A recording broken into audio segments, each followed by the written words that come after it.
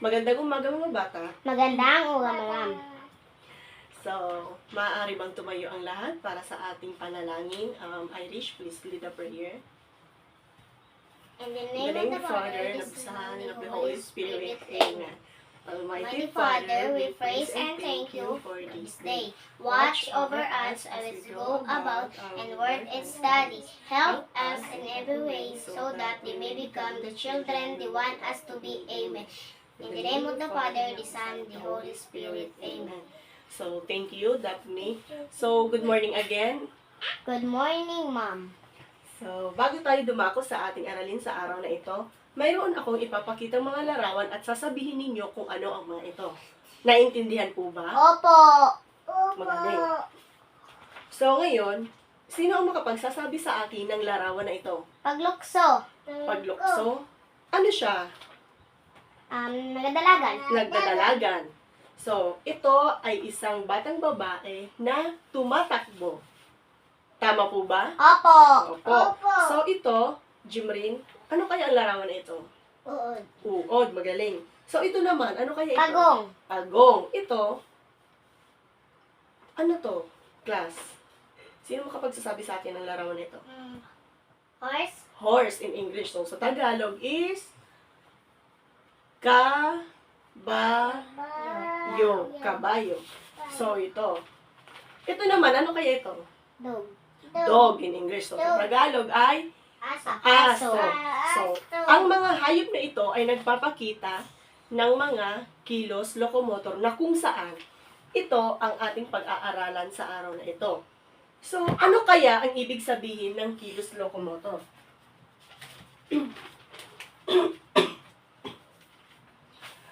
Pakibasa. Kilo.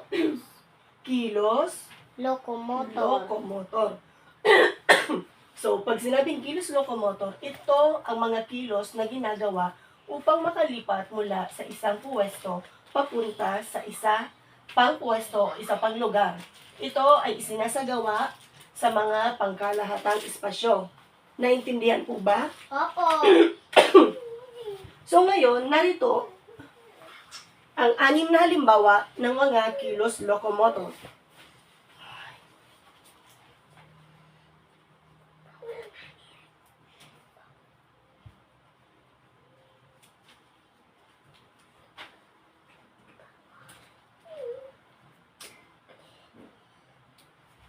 Paglakad. Paglakad. Paglakad. Pakibasa. Isa sa mga halimbawa ng kilos locomotor ay ang paglakad. Ang paglakad ay isa sa mga kilos locomotor na isinasagawa sa mabagal na paraan o hindi kailangan madaliin. Tama. So, ang paglakad raw ay isa sa mga halimbawa ng mga kilos locomotor. Ito ay ang paglakad. Ang paglakad ay isa sa mga kilos locomotor na isinasagawa sa mabagal na paraan o hindi kailangang madaliin. So, narito ang batang nagpapakita ng paglakad na kilos locomotor. Sino kaya ang makakagawa ng paglakad? Jimrin? Paglakad. Paano sinasagawa ang paglakad? Paglakad. Tama. So, ang paglakad, ito ay isa sa mga kilos locomotor. Narito naman ang pangalawa.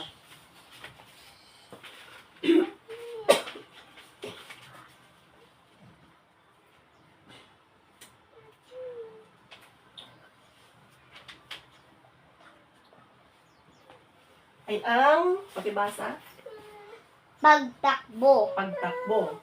Ang pagtakbo ay isa sa mga kilos locomotor na ginagawa sa mabilis na pagkilos o paraan mas mabilis ito sa paglakad dahil ginagawa ito sa mabilisang paghakbang.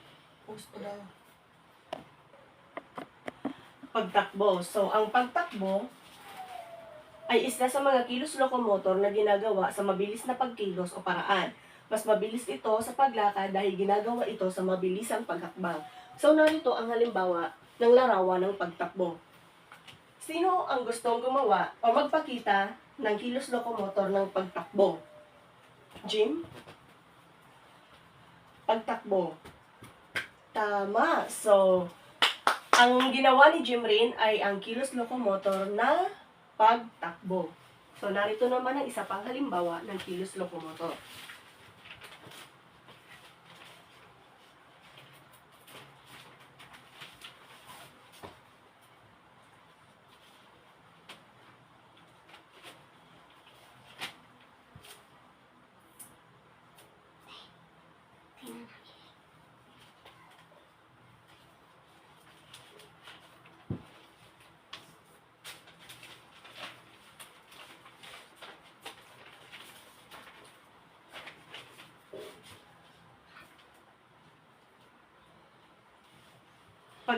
Pakibasa.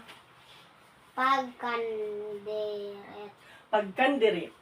So, ang kilos na ito ay isinasagawa sa pamamagitan ng pag-angat ng katawan paharap gamit ang isa pang paa at pagbagsak gamit pa din ang parehong paa na ginamit sa palundag. Mas mabagal ito sa pagtakbo pero mas mabilis sa paglukso. So, narito ang larawan ng pagkandirit. Sino ang gustong magpakita ng kilos lokomotor ng pagkandirit? Pagkandirit. Tama. So, narito naman ang isa pang halimbawa. Ang pag-igpaw.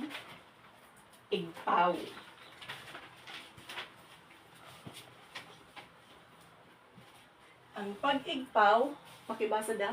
Ang pag-ipaw, ito naman ay mas mabilis na Sa sa paglukso at paglukso. Ito naman ay isinasagawa sa talon, pagtalon paharap, kaharap gamit ang parehong paa at pagbagsak gamit ang isang paa. patuloy, Patuloy at paulit-ulit ang kilos na ito samantalang ang paa na ginagamit sa pagbagsak at ay salitan salitan. sa bawat kilos. So, ang pag-igpaw raw, ito naman ay mas mabilis sa paglukso at paglukso-lukso. Ito naman ay isinasagawa sa pagtalon paharap gamit ang parehong paa at pagbagsak gamit ang isang paa. Patuloy at paulit-ulit ang kilos nito. Samantalang, ang paa na ginamit sa pagbagsak ay salitan sa bawat kilos. So, narito ang larawan na nagpapakita ng pag-igpaw. Dak, maaari mo bang ipakita sa amin dito sa harapan ang kilos lokomotor na pag-igpaw? Tingnan mo ang larawan na ito. Sige, diretso. Pag-igpaw. Pag-igpaw. Alawin. Pag-igpaw, sige. Pag-igpaw. Ay, hindi. Pag-igpaw. Ang gaan.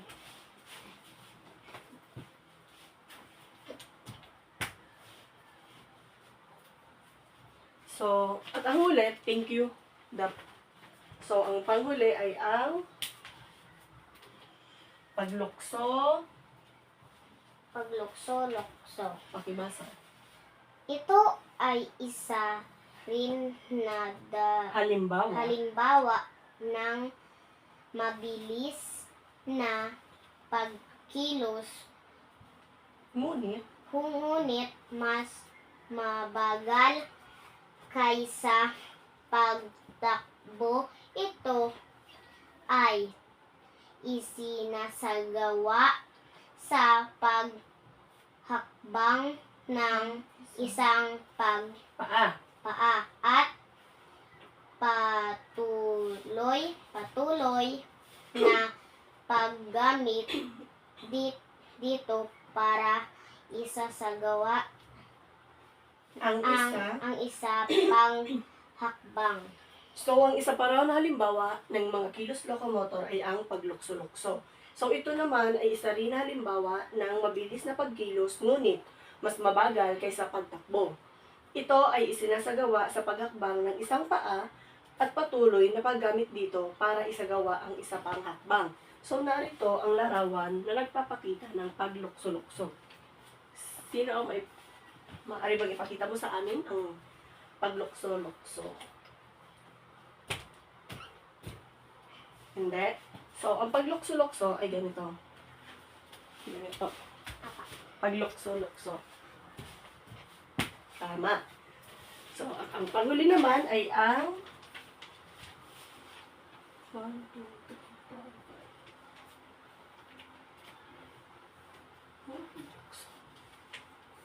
I-post mo rin. So, ang panghuli ay ang paglukso. Sino makapagpapakita sa akin? Dito sa unahan ng kilos locomotor ng paglukso. Paglukso. Hindi. Paglukso. Paglukso. So, ang paglukso, ito ay ang pag-angat ng katawan sa paglundag ng sabay at ang pag-angat ng dalawang paa at pagbagsak ng sabay ng parehong paa. Paglukso. Lukso. Paglukso. So, ngayon, para sa inyong gawain, merong babasahin si teacher at tutukuyin ninyo kung ano ang kilos locomotor na inilalarawan sa aking mga binasa. So, pipiliin lamang ninyo kung ito ay ang pag-idpaw, pagkandirit, paglakad, pagtakbo, paglukso, lukso, at paglukso. Naintindihan po ba? Opo. So, number 1. Ito ay ang pag-angat ng katawan sa paglundag ng sabay at pag-angat ng dalawang paa at pagbagsak ng sabay ng parehong paa. Ano kaya ito? Pag-igpaw, paggandirit, paglakad, pagtakbo, paglukso, o paglukso-lukso? Paglukso. Tama. Ito ay paglukso. So, number 2. Ito ay ang pagkilos sa pamamagitan ng paghakbang ng paa, paghakbang ng magkabila ang paa sa hindi nagmamadali ang paraan. Ano ito? Pag-igpaw, pagkandirit, paglakad, pagtakbo, o paglukso-lukso? Pagkandirit. Pagkandirit. Mali. Jim? Pag-igpaw? Hindi. So, Paglakad. ang kilos locomotor na ito ay ang Paglakad. paglakad. Tama. Number 3. Ito ay ang pag-angat ng katawan gamit ang isang paa at ang pagbagsak gamit pa din ng parehong paa. Pag-igpaw, pagkandirit, paglakad, o paglukso-lukso? Pagkandirit. Ang tamang sagot ay ang pagkandirit. So, number 4. Ito ay ginagawa gamit pa din ang paglundag gamit ang parehong paa at pagbagsak gamit ang isa pang mga paa. Salitan ang paa gamit sa pagbagsak. Pagtakbo. Pagkandirit. Pagtakbo, mali. Pagkandirit. Pagkandirit, mali. Paglakad. Pag-igpaw. Tandaan na ang pag-igpaw, ito ay mas mabilis sa paglukso at paglukso-lukso. Ito naman ay sinasagawa sa pagtalon paharap gamit ang parehong paa at pagbagsak gamit pa din ang isang paa. At patuloy at paulit-ulit ang kilos nito samantalang ang paa na ginamit sa pagbagsak ay salitan sa bawat kilos. Naintindihan po ba? Opo. At ang panghuli, ito ay sinasagawa sa pamamagitan ng mabilisang paghakbang. Mabilisang paghakbang. Ito ay sinasagawa, o ito ay isang kilos locomotor na isinasagawa sa Pagtakbo. mabilisang paghakbang. Pagtakbo. Ito ay pagtakbo. So, palagi nating tatandaan na anumang kilos locomotor o anumang kilos, mabagal man o mahina, anumang bilis o bagal ng bawat kilos ay may itinuturo ito na wastong paraan ng pagsasagawa ng mga bagay-bagay. So, Ano nga ulit ang ating pinag-aralan sa araw na ito? Kilos. Kilos locomotor. So, sino ang makapagbibigay sa atin ng isang halimbawa ng kilos locomotor? Jim.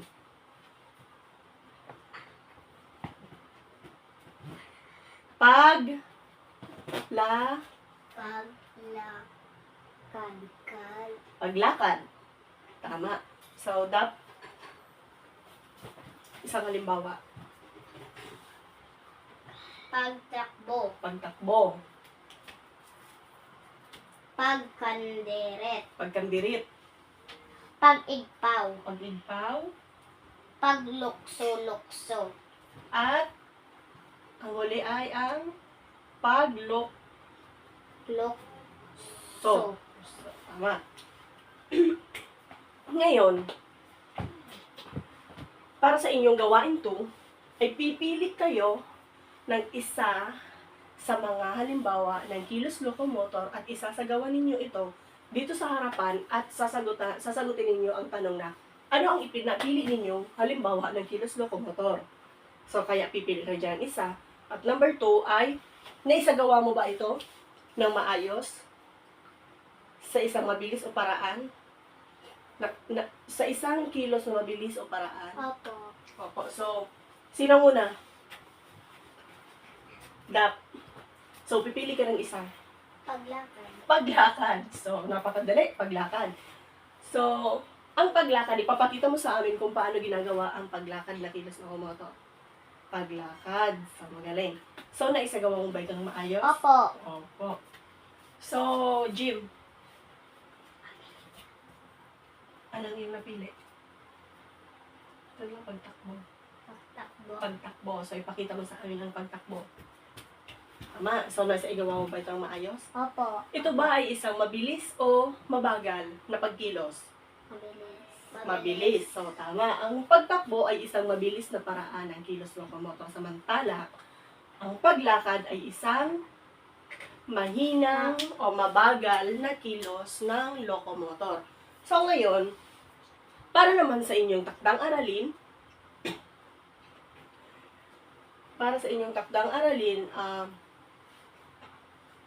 pipiliin ninyo ang mga salita na ilalagay sapat lang na upang mabuo ang isang makabuluhan o para makumpleto ang isang pangungusap. Naintindihan po ba? Opo. Pipiliin ninyo kung ito ay paglakad, pagtakbo, o paglukso-lukso. Naintindihan po ba? So, ngayon, maaari bang ipasa ninyo ang inyong mga kwaderno at isusulat ko ang inyong takdang aralin para bukas. So, yun lamang ang ating aralin sa araw na ito. Goodbye, class. Goodbye, teacher. Goodbye.